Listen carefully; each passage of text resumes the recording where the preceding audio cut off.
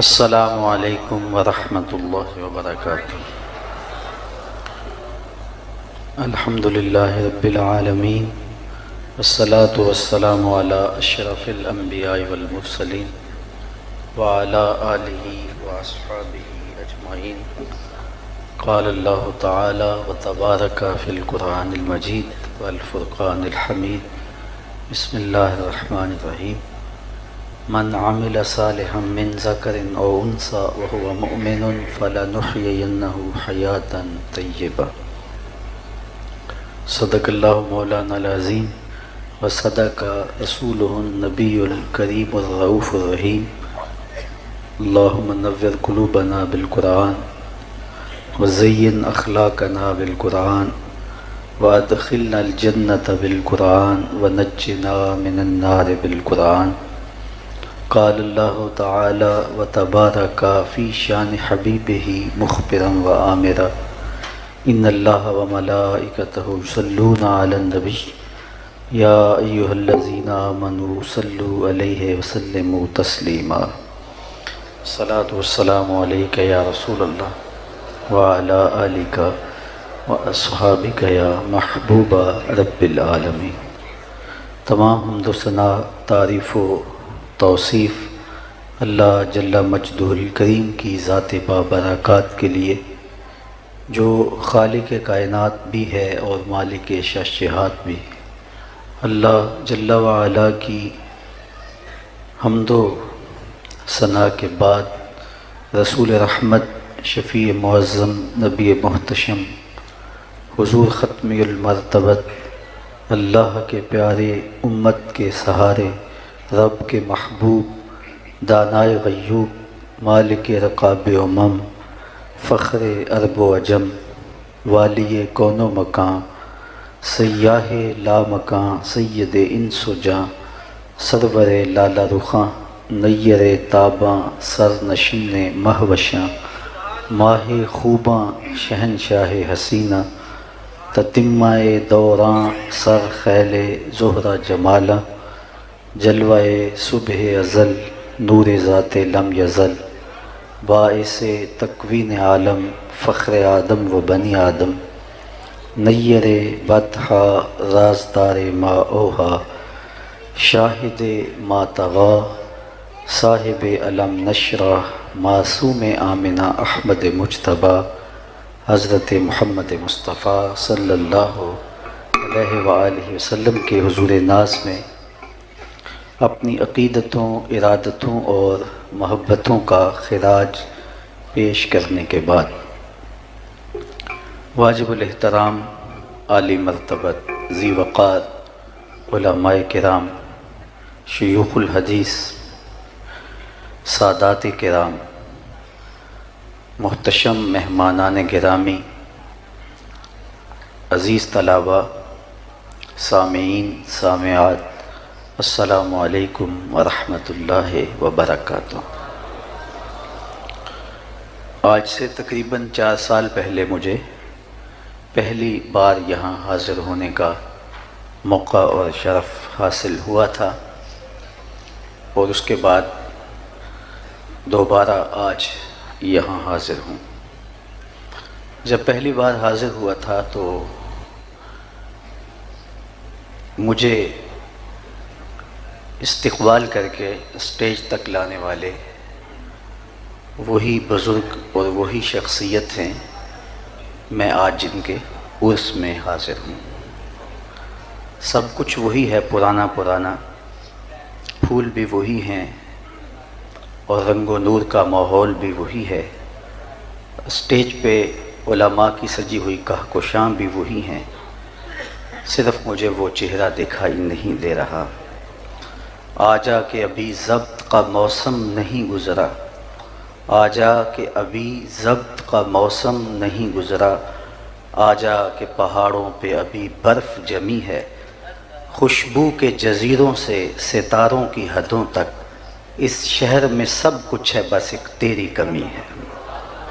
اللہ ان کی تربت نور پہ کروڑوں رحمتوں کا نزول فرمائے۔ ان کی زندگی جذبوں کی فراوانی کا نام ہے، اور جس طرح سے انہوں نے اس دارالعلوم کو اٹھا کر کے اوج ثریا تک پہنچایا، اور اس کا حوالہ ان کی روشن ذات تھی، اور ملک کے طول و عرض کے اندر یہاں سے لے کے کشمیر کے پہاڑوں تک جس طرح انہوں نے ایک نیٹ ورک مدارس دینیہ کا قائم کیا، یقیناً یہ ان کی سچی لگن تھی جو دین کے ساتھ اللہ نے ان کو نصیب کی تھی۔ ان کی قبر کی روشنی کے لیے یہ سب کچھ کافی ہے۔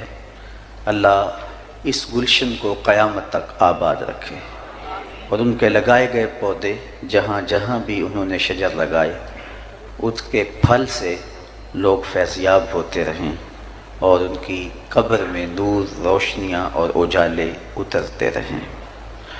میں نے کتاب رحمت قرآن مجید سے جو کلمات تلاوت کیے ہیں ان کا مفہوم یہی ہے کہ جس نے نیک عمل کیے، چاہے وہ مرد ہو چاہے وہ عورت، شرط ہے کہ وہ مومن ہو، تو ہم اس کو حیات طیبہ، ستھری اور پاکیزہ زندگی عطا کر دیتے ہیں۔ یہ میرے رب کا وعدہ ہے کہ جو بھی صالح اعمال کرے گا، وہ مرد ہو تب بھی، وہ عورت ہو تب بھی، میرے رب کا وعدہ ہے کہ ہم اس کو حیات طیبہ دیں گے، اس کو پاکیزہ زندگی دیں گے۔ وہ اس دنیا سے رخصت ہو جانے کے بعد بھی دلوں میں زندہ رہے گا، دماغوں میں خوشبو بن کے تازہ رہے گا، اور خیالوں میں اور سوچوں میں اس کا چہرہ گھومتا رہے گا۔ دنیا پہ کتنے لوگ آئے اور چلے گئے، زمانہ ان کا نام بھی نہیں جانتا۔ میاں صاحب نے تو کہا تھا کہ سہ سہ جوڑ سنگت دے ڈٹھے، اوڑک وتھا پئیاں جنہ باجوں ایک پل نہیں سنجیندے، شکلاں یاد نہ رہیں۔ قبروں کے نشان تک بھول جاتے ہیں۔ مشتاق یوسفی نے کیا خوب کہا تھا، مٹ گیا مشتاق دل سے رنگ یاد رفتگاں، پھول مہنگے ہو گئے قبریں پرانی ہو گئیں۔ کون کسی کو یاد رکھتا ہے، اور کس کے پاس وقت ہے کہ کسی کو یاد رکھے؟ لیکن جنہوں نے اپنی زندگیاں اللہ اور اس کے رسول کے نام لگا دی ہوتی ہیں، نہ ان کی قبریں پرانی ہوتی ہیں اور نہ عقیدتوں کے پھول مہنگے ہوتے ہیں۔ محبتوں کے سلسلے ان کے ساتھ قائم ہوتے ہیں، اور ان کا صدقہ جاریہ ان کی قبر کی روشنی کا سامان بنتا ہے، اور ان کے نیک اور صالح اعمال لوگوں کے دلوں کے اندر تازگی پیدا کرتے ہیں، اور ان کی محبت کو کبھی بھی ختم نہیں ہونے دیتے۔ تو کہا جس نے بھی نیک عمل کیا، چاہے وہ مرد ہے چاہے وہ عورت ہے، شرط ہے کہ وہ مومن ہے، فَلَنُحْيِيَنَّهُ حَيَاتً طَيِّبَةً، ہم اسے ستھری اور پاکیزہ زندگی عطا کر دیتے ہیں۔ امام قرطبی علیہ رحمہ لکھتے ہیں کہ پاکیزہ زندگی کا تصور دنیا کے اوپر اس کو یہ نصیب ہوتا ہے کہ وہ ایک مطمئن زندگی بسر کرتا ہے۔ جب خوبصورت اعمال کے ذخیرے سے اپنے نامہ اعمال کو پر نور کرتا ہے ایک بندہ مومن، تو پھر اس کی مطمئن زندگی ہوتی ہے، ورنہ دولتوں کی کثرت کے باوجود بے چینیاں جان نہیں چھوڑتی، زندگی کے اضطراب ختم نہیں ہوتے، ہر وقت انسان ایک انجانے خوف میں مبتلا رہتا ہے۔ لیکن اگر وہ اپنے آپ کو نیکی کی راہوں پہ ڈال دیتا ہے، اللہ اس کے قلب کو طمانیت کا نور نصیب فرماتا ہے۔ ایک مفہوم یہ بھی بیان فرمایا کہ اللہ اس کو قناعت کی دولت عطا کر دیتا ہے، اور یہ بہت بڑی دولت ہے جس کو نصیب کر دی گئی، ورنہ انسان کا پیٹ بھر جاتا ہے، انسان کی آنکھ نہیں بھرتی۔ کوزائے چشم حریصاں پر نشد، تا صدف خانے نشد پر در نشد۔ رومی کہتے ہیں کہ پیٹ بھر جاتا ہے، آنکھ کا پیالہ نہیں بھرتا۔ آپ دیکھتے نہیں ہیں کہ کھرب پتی ہونے کے باوجود بھی نفس کی کمینگی نہیں جاتی۔ آپ کے اس وطن میں بسنے والوں کو اس سے بہتر اندازہ، اس سے زیادہ بہتر اندازہ کس کو ہو سکتا ہے؟ نفس کی کمینگی ختم نہیں ہوتی، قناعت ایک ایسی دولت ہے کہ جو مطمئن زندگی کی ضامن بنتی ہے۔ شیخ سعدی شیرازی فرماتے ہیں کہ پیٹ بھرتا ہے لیکن آنکھیں نہیں بھرتی۔ آنکھوں کو دو چیزیں بھرتی ہیں، یا قبر کی مٹی بھرتی ہے یا صبر کا اور قناعت کا پانی بھرتا ہے۔ تو اس لیے جس شخص کو اللہ تعالیٰ جل شانہ کے حضور نیاز مندی کا سلیقہ آ گیا اور صالح اعمال اس کی زندگی میں شامل ہو گئے، تو جو بھی اس کو میسر ہوتا ہے اس پر وہ قناعت کر لیتا ہے، اور قناعت کی دولت جس کو نصیب ہو جاتی ہے، اللہ تعالیٰ اس کو دنیا میں بھی ایک مطمئن زندگی دیتا ہے اور آخرت میں بھی اس کو اس کا بہتر صلہ عطا کرتا ہے۔ صرف ایک حدیث سیدنا علی المرتضیٰ رضی اللہ تعالی عنہ سے مرویات آپ سماعت کر لیجئے۔ یہ مخبر صادق حضور نبی رحمت صلی اللہ علیہ وآلہ وسلم نے ارشاد فرمایا، جو اللہ کے دیے گئے تھوڑے رزق پہ راضی ہو گیا، اللہ قیامت کے دن اس کے تھوڑے عملوں پہ راضی ہو جائے گا۔ بندے کو تو ضرورت تھی، لیکن ضرورت کے باوجود بھی اللہ کی تقسیم پہ راضی ہو گیا کہ مالک تو نے مجھے جس حال میں رکھا ہے میں اس پہ مطمئن ہوں، اس پہ میں بابا راضی ہوں۔ تو جو اللہ کی تقسیم پہ راضی ہو گیا، نہیں ہوگا تو پھر بھی کیا ہوگا؟ ہوگا تو وہی۔ کسی نے حضرت واصف علی واصف سے پوچھا تھا کہ غم کسے کہتے ہیں، تو انہوں نے کہا اللہ کی مرضی اور اپنی مرضی میں فرق کا نام غم ہے۔ بندہ چاہتا ہے کہ یہ ہو اور اللہ چاہتا ہے کہ یہ ہوگا وہی جو رب چاہے گا۔ تو اب اپنی مرضی کو اللہ کی مرضی سے جب الگ کریں گے تو زندگی دکھوں کا مجموعہ بن جائے گی، اور جب اپنی مرضی کو مالک کی مرضی میں فنا کر دیں گے تو وہ دکھ بھی سامان راحت بن جائیں گے۔ جب اپنے آپ کو اس کی مرضی میں فنا کر دیا تو یہ اس کی رضا کے سانچے میں ڈھال کر کے آپ ایک مطمئن زندگی بسر کرتے ہیں، ورنہ ساری زندگی عدم اطمینان کا شکار رہیں گے۔ وہ کیا کسی نے کہا نا، جے سونا میرے دکھ وچ راضی تے میں سکھ نو چلے ڈاواں۔ تو جب بندہ اس کی رضا پہ راضی ہو گیا، اس کی تقسیم پہ راضی ہو گیا، تو پھر ایک مطمئن زندگی اس کو نصیب ہو گئی، اور اس کے پاس کچھ ہے تب بھی مطمئن ہے، اور اگر اس کے پاس نہیں ہے تو تب بھی مطمئن ہے کہ یہ میرے رب کی رضا ہے، میرا رب مجھ کو اس حال میں رکھنا چاہتا ہے اور میں اس حال پہ مطمئن ہوں۔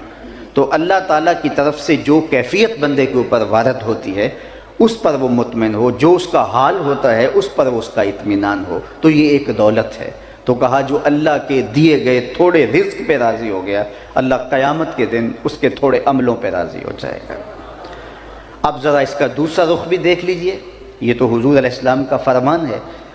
اب جو اللہ کے دیے گئے تھوڑے رزق پہ راضی ہو گیا، اللہ قیامت کے دن اس کے تھوڑے عملوں پہ راضی ہو جائے گا، اور جو اللہ کے دیے گئے زیادہ پہ بھی راضی نہ ہوا تو پھر وہ دیکھے کہ اس کا حساب کس طرح ہوگا اور وہ اللہ کا سامنا کس طرح کرے گا۔ تو یہ ایک دولت ہوتی ہے، اور یہ صالح اعمال کا نتیجہ ہوتا ہے جو بندہ مومن کو اللہ تعالیٰ عطا فرماتا ہے۔ حیات طیبہ کا ایک مفہوم یہ بھی بیان کیا گیا کہ رزق حلال، یعنی اللہ تعالیٰ جل شانہ جس بندے کو پسند کرتا ہے اس کو رزق حلال نصیب کرتا ہے، حرام سے اللہ اسے محفوظ کر لیتا ہے، کیونکہ رزق حلال کی دولت ایک ایسی دولت ہے جو اللہ کے قرب کی ضامن بن جاتی ہے اگر ایمان اور صالح اعمال پائے جائیں۔ اور اگر رزق حلال میسر نہیں ہیں تو آپ کے سجدے، آپ کی نمازیں اور آپ کے دیگر اعمال اللہ کی قربت کا ذریعہ نہیں بنتے۔ حضور نبی رحمت صلی اللہ علیہ وآلہ وسلم نے اس شخص کا ذکر کیا کہ جو ایک طویل سفر کاٹ کے سین حرم میں جا پہنچتا ہے، اور اس کے بال اٹے ہوئے ہیں غبار سے، لباس پھٹا ہوا ہے، سفر کی تکان چہرے سے حویدہ ہے، یمد یدیہ، اور لمبے لمبے ہاتھ کر کے دعائیں مانگتا ہے، لیکن حال کیا ہے؟ اس کا کھانا حرام کا ہے، اس کا پینا حرام کا ہے، اس نے جو لباس پہنا ہوا ہے اس کا تار و پود حرام سے ہے، اس کو غذا دی گئی ہے تو حرام رزق کی دی گئی، اس کا بدن پلا بڑا ہے حرام کی کمائی سے، تو میرے حضور فرماتے ہیں اس کی دعا کیسے قبول ہوگی؟ نہ صرف کہ اس کی اپنی دعا رد کر دی جاتی ہے بلکہ نیک لوگوں کی دعاؤں سے اس کا حصہ نکال دیا جاتا ہے۔ نیک لوگ دعائیں مانگتے ہیں اور پوری امت کے لیے دعائیں مانگتے ہیں، اپنوں بیگانوں کے لیے دعائیں مانگتے ہیں، لیکن جو شخص رزق حرام کا عادی ہوتا ہے تو ان پاک لوگوں کی دعاؤں میں جس کا حصہ میںہ کی طرح برستا ہے، کہاں کہاں اللہ کی مخلوق موجود ہوتی ہے جو قبروں میں بھی جا چکے ہیں، ان تک بھی اس دعا کا حصہ پہنچتا ہے۔ جب صالحین اپنی تنہائیوں میں دعا مانگتے ہیں، اپنے حجروں میں بیٹھ کر کے پوری امت کے لیے ہاتھ اٹھاتے ہیں، اور ان کے اٹھے ہوئے ہاتھوں کی اللہ لاج رکھتا ہے اور ان کی دعا کے ایک ایک حرف کو قبول کرتا ہے۔ لیکن اگر رزق پاک نہیں ہے تو ان لوگوں کی دعاؤں سے حصہ نکال دیا جاتا ہے۔ اب بتائیے وہ کتنا بڑا محروم ہے، اور اس کے پلے کیا باقی بچا اگر اس کا رزق ہی پاک نہیں ہے۔ تو جب کوئی صالح اعمال کرتا ہے ایمان کی شرط کے ساتھ، وہ مرد ہے یا وہ عورت ہے، تو اللہ جل شانہ اس کو جو ستھری اور پاکیزہ زندگی دیتا ہے، اس پاکیزہ اور ستھری زندگی کا ایک روپ یہ ہے کہ اللہ تعالیٰ جل شانہ اس کو رزق حلال نصیب فرما دیتا ہے۔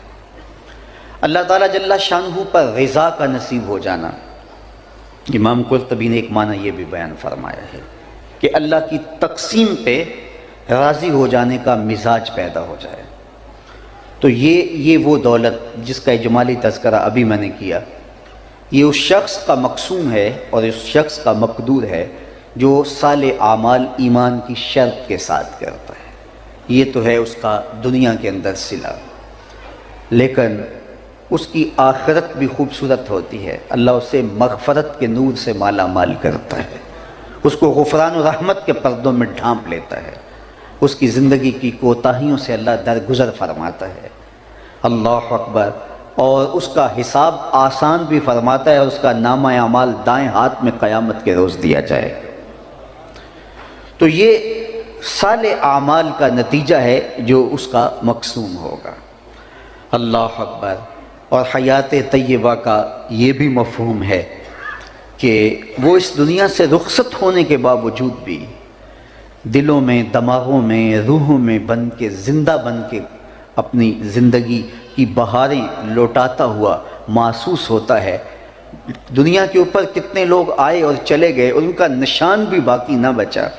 آل ساسان نے 3150 سال ایران پہ حکومت کی ہے، اور آج ان 150 حکمرانوں کو جو یکے بعد دیگرے تخت نشین ہوئے، میں اگر پوچھوں کہ کسی ایک کا نام بتائیں تو شاید چند علماء اور تاریخ کے جو گہرے شناور ہیں ان کے علاوہ کوئی نام بھی نہیں بتا سکے، جو اتنا طویل دور حکمرانی رکھتے تھے، اور 150 حکمران یکے بعد دیگرے ایک ہی خاندان کے تخت نشین ہوئے اور 3150 سال تخت ایران پہ متمکن رہے، آج ان کا نام بھی زمانے کو یاد نہیں ہے۔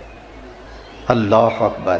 اقبال نے کہا تھا نا، اقبال یہ کس کے عشق کا فیض عام ہے، رومی فنا ہوا حبشی کو دوام ہے۔ کہاں ہے شہنشاہ روم؟ میں اگر آپ سے پوچھوں جس زمانے میں میرے حضور آئے تھے اس زمانے کے خاقان کا نام کیا تھا؟ اس دور کا بہت بڑا شخص گزرا ہے، لیکن آپ میں سے اکثر کہیں گے جناب ہمیں کوئی غرض نہیں ہے اس کا نام یاد رکھنے کی۔ اچھا چلو میں پوچھتا ہوں، اس دور کے کیسر کا نام کیا تھا؟ تو بہت سارے اس سے بھی معذرت کر دیں گے۔ چلو مزید آسان کر دیتا ہوں، اس دور کے کسریٰ کا نام کیا تھا؟ اس دور کی سپر پاور تھی اور اس کا حکمران، لیکن بہت چند لوگ مجھے کسریٰ ایران کا نام بتائیں گے، اور اگر میں اس مجلس میں موجود سب سے کم عمر بچے سے پوچھوں کہ میرے حضور کے مؤذن کا نام کیا تھا، تو وہ سر اٹھا کے بلال حبشی کا نام لے گا یا نہیں لے گا؟ یار خاقان کا نام تو زمانے کو یاد نہیں ہے، کیسر کا نام تو زمانے کو یاد نہیں ہے، کسریٰ کا نام تو زمانے کو یاد نہیں ہے، لیکن بلال حبشی کا نام بچے بچے کو یاد ہے۔ اقبال یہ کس کے عشق کا فیضام ہے، رومی فنا ہوا حبشی کو دوام ہے۔ تو جو ان سے لپٹ گیا وہ بچ گیا، اور جو ان سے ہٹ گیا وہ پیسا گیا۔ وہ کسی زمانے میں چکی کے ساتھ آٹا پیستے تھے، آپ کو یاد ہوگا، اب تو دور گزر گیا، اب الیکٹرانک چکیاں آ گئی ہیں تو وہ دور نہیں رہا، لیکن جو کم از کم میری عمر کے لوگ ہیں انہوں نے تو وہ دور بچپن میں دیکھا ہے۔ وہ 2 پتھر ہوتے تھے، نیچے والا ساکن اور جامد اور اوپر والا متحرک، اور درمیان میں کلی ہوتی تھی، اس کے آس پاس خالی جگہ ہوتی جس میں دانے ڈالتے تھے، ہماری زبان میں اس کو گالا کہتے تھے، اور پھر چکی گھماتے تھے، اور جو دانے اس کلی کے ساتھ جڑ کے رہتے تھے وہ بچ جاتے تھے، اور جو کلی سے ہٹتے تھے وہ پس جاتے تھے. کہا محبوب قسم تیرے زمانے کی انسان خسارے میں، جو تیرے سے جڑ کے رہے گا وہی بچ جائے گا. تو کتنے لوگ آئے اور چلے گئے، اور وہ کتنے اپنے آپ کو ناگزیر سمجھتے تھے، تخت و تاج کے مالک تھے، لیکن آج ان کا نشان بھی باقی نہیں بچا.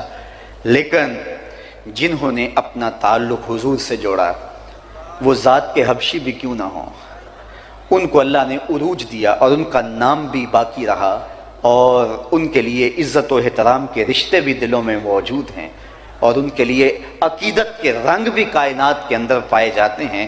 تو شرط یہ ہے کہ بس ان کے ہو جاؤ. فَلَنُحْيِيَنَّهُ حَيَاتًا طَيِّبَةً. اور اقبال کا ایک نظریہ ارتقاء ہے، بات لمبی ہو جائے گی. اس میں وہ آخر میں کہتے ہیں کہ فطرت ہستی شہید آرزو رہتی نہ ہو، خوب تر پیکر کی اس کو جستجو رہتی نہ ہو. موت کو سمجھا ہے غافل اختتام زندگی، یہ ہے شام زندگی صبح دوام زندگی. یہ زندگی کی شام ہے، یہ ایک گھر سے دوسرا گھر بدلتے ہیں، اور ان کے لیے احترام کے رشتے باقی رہتے ہیں، عقیدت کے رشتے باقی رہتے ہیں. یہ خوشبوئیں بن کے دماغ میں بسے رہتے ہیں، اور یہ دلوں کے اندر یاد بن کے قائم رہتے ہیں، اور ان کی محبتیں سلامت رہتی ہیں. یار جو حضور سے جڑ گیا وہ فنا کیسے ہو سکتا ہے؟ جو ان کا ہو گیا اس کا نام کیسے مٹ سکتا ہے؟ اس کا نشان کیسے مٹ سکتا ہے؟ ان کا ہونے والا تو سرخرو ہو جاتا ہے، اور ان کے ساتھ وابستگی رکھنے والا کامیاب اور کامران ہو جاتا ہے. فَلَنُحْيِيَنَّهُ حَيَاتًا طَيِّبَةً. یہ حیات طیبہ کا روپ ہے. ربعی بن حراش بہت بڑے بزرگ گزرے، جلیل القدر تابعی بھی ہیں. ان کے بھائی تھے ربیع بن حراش. یہ ساری زندگی ہنسے نہیں، فرماتے تھے کیا خبر میرا انجام کیا ہوگا، جب تک یہ یقین نہ ہو کہ میرا انجام کیا ہو. تو اس وقت دھڑکا تو ہر لمحے لگا رہتا ہے کہ نہ جانے میں کس کھاتے میں ہوں. عید کے دن لوگوں نے فاروق اعظم رضی اللہ تعالیٰ عنہ کو روتے ہوئے دیکھا، تو کہا آج تو خوشیوں بھرا دن ہے اور آپ رو رہے ہیں. کہا مجھے نہیں پتا کہ میں مقبولین میں سے ہوں یا مطرودین میں سے، میں رد کر دیا گیا ہوں یا میرے روزے قبول کر لیے گئے ہیں. تو جب تک یہ یقین نہ ہو، حضرت ابی ملیکہ فرماتے ہیں میں 30 اصحاب رسول سے ملا ہوں. بخاری کتاب الایمان اٹھائیے، 30 اصحاب رسول سے میری ملاقات ہوئی ہے، اور کہتے ہیں میں نے ہر ایک کو اپنی آخرت کے بارے میں، اپنے خاتمے کے بارے میں ڈاڈا فکر مند پایا ہے. ہم تو 2 نمازیں پڑھ لیں تو دوسروں کو حقیر سمجھنے لگ جاتے ہیں. یہ وہ لوگ تھے جن کی آنکھوں نے جمال محمد عربی دیکھا ہے، لیکن فکر مند تھے کہ ہمارا خاتمہ بخیر ہو جائے. ہم دیکھتے نہیں ہیں بلعم بن باورا، یہ بنی اسرائیل کا مستجاب الدعوات ولی ہے. جب ہاتھ اٹھا کے دعا مانگتا ہے تو منہ پہ بعد میں پھیرتا ہے، قبولیت پہلے ہوتی ہے. لیکن پھر اسی کے بارے میں قرآن نے کہا نا مثلہ کمثل الکلب، اس کی مثال کتے کی مثال ہے. زبان لٹک گئی، زمین چاٹتا تھا مستجاب الدعوات ولی، لڑک کے کہاں گیا. اسی لیے میاں صاحب بولے پڑھنے اتے مان کرینا تے نہ آکھی میں پڑھیا، پڑھنے اتے مان کرینا نہ آکھی میں پڑھیا، او جبار کا ہار صداوے متا روڑ دے وے دودھ کڑیا. جب تک خاتمہ ایمان نہ ہو، خاتمہ ایمان پہ نہ ہوتی دیر تک دھڑکا لگا رہے. رنگا رنگ سہیلیاں پرن کڑے، پر پریا اوستا جانیے جس دا توڑ چڑھے. کسی نے حضرت بایزید بستامی سے پوچھا، ایک بوڑھی خاتون نے، حضرت ایک مسئلہ پوچھنے آئی. کہا پوچھئے. کہا آپ کی داڑھی اچھی ہے یا میرے گدے کی دم اچھی ہے؟ یہ کوئی مسئلہ مجھے پوچھے پھر جانے کہاں پائے.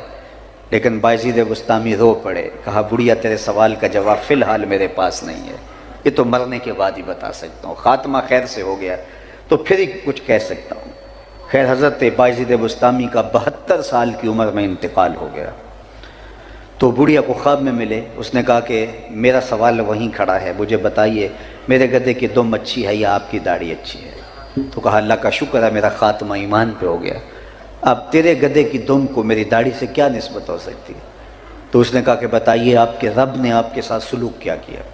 تو حضرت بایزید بستامی کہتے ہیں کہ جب میں مالک کے روبرو حاضر ہوا تو میرے مالک نے مجھے پوچھا اے بوڑھے بتا میرے پاس کیا لے کر آئے ہو.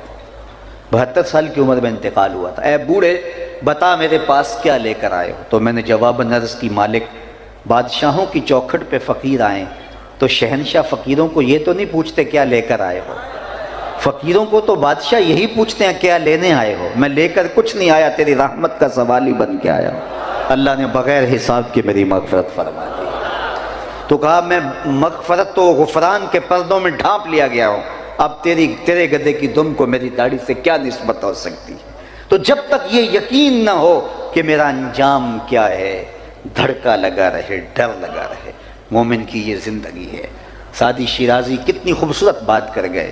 ہمارے درس نظامی میں بچوں کو آغاز یہاں سے کروایا جاتا ہے، کتنے حکیمانہ انداز سے وہ باطن کی تربیت کرتے ہیں اور روحوں کے زنگ اتارتے ہیں۔ فرماتے ہیں اس دنیا پہ تو آیا تھا تو روتا تھا، یہ ہنستے تھے۔ جب بچہ پیدا ہوتا ہے تو اس کا پیدا ہونے کے بعد والدین کو یقین نہیں ہوتا یہ زندہ پیدا ہوا ہے یا مردہ پیدا ہوا ہے۔ جب تک وہ روتا نہیں ہے اتنی دیر تک جو ہے وہ اس کے بارے میں کوئی حکم نہیں لگتا۔ اس کو استحلال کہتے ہیں ہماری اصطلاح کے اندر۔ جب علماء سے پوچھا جاتا ہے کہ بچہ پیدا ہوا ہے اور اس کے بعد فوت ہوا ہے تو جنازہ پڑھا جائے کہ نہیں پڑھا جائے، تو وہ کہتے ہیں اس نے استحلال کیا ہے کہ نہیں، چیخا ہے کہ نہیں۔ استحلال کہتے ہیں چیخنے کو۔ یہ پہلی رات کے چاند کو جو ہلال کہتے ہیں تو وہ بھی اس لیے ہلال کہتے ہیں کہ اس کو دیکھ کے بھی بچے شور مچاتے ہیں کہ چاند طلوع ہو گیا۔ وما اہل بہ لغیر اللہ، یہ بھی یہاں سے نکلا ہے۔ لوگوں نے اس کو غلط مفہوم دے دیا۔ جب عند الذبح وہ جو پکار اٹھتی ہے وہ اللہ کے نام کے علاوہ کسی اور کی پکار نہیں ہونی چاہیے۔ اگر کس نے جانور ذبح کرتے ہوئے کہا بسم الشیخ عبد القادر جیلانی تو حرام ہو جائے گا، بسم محمد بھی کہا تو حرام ہو جائے گا۔ اس لیے وہ اللہ کے نام کے علاوہ کسی اور کی پکار نہیں ہونا چاہیے۔ تو باقی وہ 11ویں کا ہو، وہ 12ویں کا ہو، وہ عقیقے کا ہو، ولیمے کا ہو، لیکن جب ذبح کیا جا رہا ہے تو وہ آواز اللہ کے نام کی ہونی چاہیے۔ تو بچے کا چیخنا اس کی زندگی کی دلیل ہے۔ بلکہ امام طبرانی نے اپنی معجم میں اس کی وجہ بھی لکھی۔ حضور سے پوچھا گیا کہ حضور جب بچہ پیدا ہوتا ہے تو وہ چیختا کیوں ہے، وہ روتا کیوں ہے؟ تو فرمایا اس کے ساتھ ایک ہمزاد جنم لیتا ہے جو اس کی پسلیوں کو چھیڑتا ہے اور جس سے وہ روتا ہے، چیختا ہے۔ تو انہوں نے دست بست عرض کی حضور جب آپ آئے تھے تو آپ کے ساتھ بھی ہمزاد آیا تھا؟ فرمایا ہاں میرے ساتھ بھی آیا تھا۔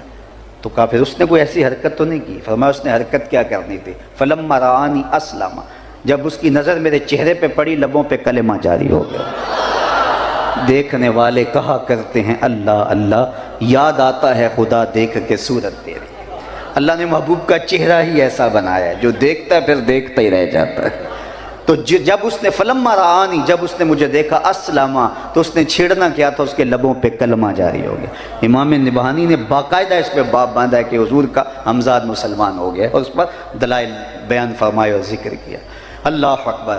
تو بات کر رہا تھا کہ جب تک یہ یقین نہ ہو کہ میرا انجام کیا ہے اتنی دیر تک دھڑکا لگا رہے۔ چند نمازیں پڑھ لو تو پھول نہ جایا کرو، کوئی عمل خیر ہو جائے تو شکریہ ادا کیا کرو کہ مالک تو نے توفیق دی، میری توفیق بھی تیرے کرم کا صدقہ، یہ قدم اٹھتے نہیں اٹھائے جاتے ہیں۔ کوئی خیر کی توفیق مل جائے تو جھک جاؤ، شکریہ ادا کرو، نہ کہ لوگوں کو حقیر جاننے لگ جاؤ اور سمجھو کہ ہم کوئی مقبول بارگاہ ہیں اس لیے ہم یہ نیک کام کر رہے ہیں۔ علامہ رومی فرماتے ہیں کہ کچھ لوگ چند نمازوں کے بعد آسمان کی طرف دیکھ رہے ہیں کہ کوئی فرشتہ تو نہیں آ رہا میرے پاس، اور یہی وجہ ہوتا ہے یہ ملنگ شلنگ، یہ آج کل پیر شیر جو ہیں وہ تھوڑی سی بات ہوتی ہے تو اچل جاتے ہیں، ہوتا ہی کچھ نہیں ہے تو وہ اتنے دعوے کر بیٹھتے ہیں کہ العیاذ باللہ۔ میاں شراب عشق پی کر جو نہ بہکے ظرف اس کا ہے، شراب عشق پی کر جو نہ بہکے ظرف اس کا ہے، کہ ایک ایک بوند اس کی رکھتی ہے تاثیر مے خانہ، کہ ایک ایک بوند اس کی رکھتی ہے تاثیر مے خانہ۔ مولا علی قاری نے لکھا ہے جب حضور علیہ السلام جبل احد پہ گئے اور وہ حضور کے تشریف لے جانے پر جھوم اٹھا تو حضور نے اس پر ایڑی لگائی اور کہا احد ٹھہر جا، تو جانتا نا تیرے اوپر اللہ کا نبی ہے، صدیق اور 2 شہید ہیں۔ تو اس پر آپ نے بحث فرمائی ہے مرقات میں، آپ فرماتے کہ وہ وجد میں آ گیا تو حضور نے ایڑی لگا کہ اس کو وجد سے ضبط کی طرف منتقل کیا، تو کہا ثابت ہوا اہل وجد سے اہل ضبط افضل ہیں۔ اگر کوئی کیفیت طاری بھی ہو جائے تو اس کو ضبط کیا جائے، اور ہمارے اوپر تو طاری بھی نہیں ہوتی، 4 نمازیں پڑھنے کے بعد دوسروں کو حقیر جاننے لگتے ہیں۔ یہ وہ لوگ ہیں جن کی زندگیاں اللہ کے ذکر میں گزرتی ہیں لیکن پھر بھی ڈرتے ہیں ہمارا خاتمہ ٹھیک ہو۔ حضرت جنید بغدادی کہتے ہیں رضی اللہ تعالیٰ عنہ کہ میں ایک دن اپنے شیخ حضرت سری سکتی رضی اللہ تعالیٰ عنہ کی قربت میں بیٹھا ہوا تھا، رشتے میں ماموں بھی لگتے ہیں، تو انہوں نے مجھے وصیتیں کی۔ ایک وصیت کی تو میرے پاؤں تلے سے زمین سے رکھنے لگے، فرمانے لگے بیٹا جب میں فوت ہو جاؤں تو میری قبر بغداد سے باہر بنانا۔ تو میں نے کہا حضرت لوگ تو بغداد کی مٹی میں دفن ہونے کے لیے ترستے ہیں، اور آپ یہ کہہ رہے ہیں کہ بغداد سے باہر قبر بنانا، تو کہا کہ ڈرتا ہوں میری بدعمالیوں کی وجہ سے کہیں بغداد کی مٹی مجھے قبول کرنے سے انکار نہ کر دے۔ یہ کون شخص ہے تتجافی جنوبہم عن المضاجع، جن کی کروٹیں خوف خدا کی وجہ سے بستروں سے الگ رہتی ہیں، اللہ کو خوف میں، خشیت الہیہ میں جو ہے وہ ان کا یہ عالم ہے، خوف میں پکارتے ہیں، خشیت الہی کی کیفیات ہر وقت ان کے اوپر طاری رہتی ہیں۔ تو حضرت روبی کہنے لگے، ساری زندگی نہیں ہنسے، فرماتے تھے کیا خبر میرا انجام کیا ہوگا۔ تو سعدی کہتے ہیں جب تو آیا تھا تو ہنستا تھا اور لوگ روتے تھے، ایسے زندگی گزارنی ہے جب دنیا سے جائے تو روتا تھا لوگ ہنستے تھے، ان سے بدلہ لینا ہے جب اس دنیا سے جائے تو ہنستا ہوا جائے اور یہ روتے رہ جائیں۔ اب روبی ساری زندگی نہیں ہنسے، خیر وقت آخر آ گیا، انتقال کر گئے، ساری زندگی جو ہے وہ ہنسے نہیں۔ غسال کو بلا لے ان کے بھائی اور کہا میرا بھائی فوت ہو گیا ہے، اسے غسل دے دو۔ وہ غسل خانے میں داخل ہوا، غسال تو فوراً باہر آ گیا۔ کہا اتنی جلدی؟ کہا یا تیرا بھائی بڑا عجیب ہوا۔ کہا کیا ہوا؟ کہا نحن نغتسلہ وہو یتبسم، ہم اسے غسل دیتے ہیں یہ آگے سے مسکراتا ہے۔ کہا میرے بھائی نے قسم کھائی تھی جب تک اچھا انجام نہیں دیکھوں گا نہیں مسکراؤں گا، آج مرنے کے بعد جو مسکرا رہا ہے تو اس کا مطلب یہ ہوا کہ اس نے اپنا انجام بخیر دیکھ لیا ہے۔ اللہ اکبر۔ خیر غسل دیا، چارپائی پہ ڈال دیا، ادھر شہر میں خبر مشہور ہو گئی ایک بندہ مرنے کے بعد مسکرایا ہے۔ بعض لوگوں نے کہا وہ گھڑی ہوئی کہانیاں ہیں، بندہ مرنے کے بعد بھی مسکرا سکتا ہے۔ بعض نے کہا یار بندہ تو بڑا اچھا تھا، ہو سکتا ہے مسکرایا ہو۔ اقبال نے بھی کہا تھا نا، نشان مرد مومن باتو گوئم چو مرگ آئے تبسم بر لب اوست، آ تجھے اللہ کے بندے کی نشانی بتاؤں، جب موت آتی ہے تو پھر اسے ندامت نہیں ہوتی اس کے ماتھے پہ، بلکہ اس کے لبوں پہ کامیابی کی مسکراہٹ ہوا کرتی ہے۔ تو کہا ہو سکتا ہے کہ یار مسکرایا ہو، چلو دیکھتے ہیں۔ ایک ہجوم بن گیا، کوئی محض تماشائی، کوئی شوق جستجو میں آگے بڑھے، کوئی تحقیق کرنا چاہ رہے ہیں، کوئی تیکھے سوال لیے جا کے پوچھتے ہیں کیا ہوا، کیا ماجرا ہوا، معاملے کی ٹو لگاتے ہیں۔ ایک بہت بڑا جلوس بن گیا۔ اتنے میں نے غسل دے کے چارپائی پہ ڈال کے کفن بھی اڑایا جا چکا تھا، لوگ داخل ہوئے۔ قبل اس سے کہ کوئی جا کے سوال کرتا پوچھتا تو روبی نے آنے والوں کو مخاطب کر کے کفن سے ہاتھ باہر نکال کے کہا السلام علیکم۔ لوگ حیرت میں ڈوب گئے، کہا وعلیکم السلام اتتکلم بعد الموت، عجیب بات ہے کہ تم مرنے کے بعد باتیں کر رہے ہو۔ قال نعم اتکلم بعد الموت، کہا ہاں میں مرنے کے بعد باتیں کر رہا ہوں۔ اللہ اکبر۔ لوگوں نے کہا کہ بتاتے رب نے تیرے ساتھ سلوک کیا کیا؟ کہا استقبلنی ربی غیر غضبان واستقبلنی بروح و ریحان، اس کے قدرت والے چہرے پہ کوئی غصہ نہیں تھا، اس نے روح و ریحان کے پھول میرے گلے میں ڈالے ہیں۔ اللہ اکبر۔ عرش فرشتے بانگا ملیاں تے مکے پہ گیا شور، بلے شاہ اسا مرنا نہ ہی تے گور پیا کوئی ہور، فلا نحیینہ حیاتاً طیبہ، کہا جو میرے ہو جائیں میں انہیں حیات طیبہ دے دیتا ہوں، ستھری اور پاکیزہ زندگی دے دیتا ہوں۔ تو اس کے ہو کے تو رہو، دنیا میں بھی سرخرو بامراد مطمئن زندگی کے اجالے نصیب ہوں گے، اور مرنے کے بعد بھی خوشیاں نصیب ہوں گی، اور آخرت کی زندگی بھی سرخرو ہوگی، قبر میں بھی چراغاں اور قبر میں بھی روشنیاں اور قبر میں بھی اجالے ہوں گے۔ ہمیں حیات طیبہ کو ہر صورت حاصل کرنے کے لیے کوشش کرنی چاہیے، اور اس کا جو نصاب دیا ہے وہ ایمان کی شرط کے ساتھ صالح عمل ہیں، اور وہ چاہے مرد ہو چاہے عورت ہو، دونوں کو یہ نور نصیب کر دیا جاتا ہے۔ میں اور آپ اپنے عمل کی ستھرائی اور اپنے اعمال کی پاکیزگی کی طرف توجہ دیں، ریا سے عمل پاک ہو، ہمارا عمل تکبر سے پاک ہو، عجب سے پاک ہو، ہم اپنے آپ کو دیکھ کر کے کسی اور کو حقیر نہ جانیں، اپنے عمل کو خالص کریں۔ سب سے پہلے نیت کو درست کر کے جب اپنے اعمال کو ہم محفوظ کر لیں گے تو پھر اس کا لازمی نتیجہ میرے رب کا وعدہ ہے، اور میرے رب کے وعدے سچے ہیں، اور میرے رب کے وعدے جھوٹے نہیں ہوتے۔ اللہ سے کون سچا ہے؟ اس لیے کہا اگر تم صالح اعمال کرو گے تو تمہیں ایک پاکیزہ ستھری حیات طیبہ نصیب کر دیں گے۔ عالی مرتبت علماء موجود ہیں، فلا نحیینہ کے اندر بھی تو مادہ حیات موجود تھا، فلا نحیینہ کے اندر بھی تو مادہ حیات موجود تھا، اور اس کے اندر جو ہے وہ تاکیدیں بھی موجود ہیں۔ لیکن اس کے بعد پھر الگ سے حیاتاً طیبہ کو الگ سے ذکر کر کے اور حیات کی صفت بھی ساتھ لگا کر کے اور اس کو مزید موقت بھی کر دیا تاکہ کسی کو کوئی شک نہ باقی رہے کہ جو میرا ہو جائے پھر اس کو ایک میں مطمئن اور پاکیزہ زندگی نصیب کرتا ہوں، اور وہ خوشگوار زندگی اور وہ خوبصورت زندگی اور وہ پاکیزہ زندگی اس کی بہتری کی ضامن ہوتی ہے، اس کی دنیا بھی سنورتی ہے، اس کی آخرت بھی سنورتی ہے، اور ہمارا مقصود دونوں زندگیوں کو سنوارنا ہے۔ کچھ لوگ ایسے دین سے وابستہ ہو جاتے ہیں ترک دنیا کر دیتے ہیں، یہ اسلام کا مزاج نہیں ہے، لا رہبانیت فی الاسلام۔ اور کچھ لوگ ایسے دنیا میں کھو جاتے آخرت کو ترک کر دیتے ہیں، جبکہ ہم جسم اور روح دونوں کا مجموعہ ہیں، اور ہم یہ دنیا کی زندگی بھی اچھی مانگیں۔ یہ تقویٰ نہیں ہے کہ ہم کہیں کہ یہ دنیا برباد ہو جائے، یہ زندگی بھی خوبصورت گزرے۔ آقا کریم علیہ السلام کی خدمت میں ایک صحابی حاضر ہوئے اور ان کا جسم بہت کمزور تھا، بلکہ فرمایا کہ چوزے کی طرح کمزور تھا۔ تو فرمایا کہ تمہاری یہ کیا حالت ہے، تم نے اللہ سے کوئی دعا تو نہیں مانگی تھی؟ تو اس نے کہا جی حضور میں نے اللہ سے دعا مانگی تھی۔ کیا دعا مانگی تھی؟ میں نے اللہ سے یہ دعا مانگی تھی کہ میری آخرت ٹھیک ہو جائے، دنیا چاہے جیسی بھی ہو، بلکہ آخرت کے حصے کے دکھ بھی دنیا میں آ جائیں، میں نے اللہ سے یہ دعا مانگی تھی۔ تو بظاہر تو اچھی بات ہے، اس نے آخرت سنوار لی، دنیا پہ دکھ جھیل لے، جیسے تیسے بھی زندگی تو گزر گئی۔ تو میں نے اللہ سے یہ دعا مانگی تھی اللہ آخرت کے دکھ بھی دنیا پہ ڈال دے اور میری آخرت صاف ہو جائے۔ تو اس بات سے حضور خوش نہیں ہوئے، بلکہ اسے فرمایا تو نے یہ دعا کیوں مانگی کہ آخرت کے حصے کے دکھ بھی دنیا پہ آئیں؟ تو نے اللہ سے یہ کیوں نہیں مانگا ربنا آتنا فی الدنیا حسنۃ وفی الآخرۃ حسنہ، اے اللہ مجھے یہ دنیا بھی اچھی دے دے، وہ دنیا بھی اچھی دے دے۔ تو دونوں جہانوں کی خوبصورتی یہ مومن کی زندگی ہے۔ اللہ مجھے آپ کو دونوں جہانوں کی خوبصورت زندگی عطا فرمائے۔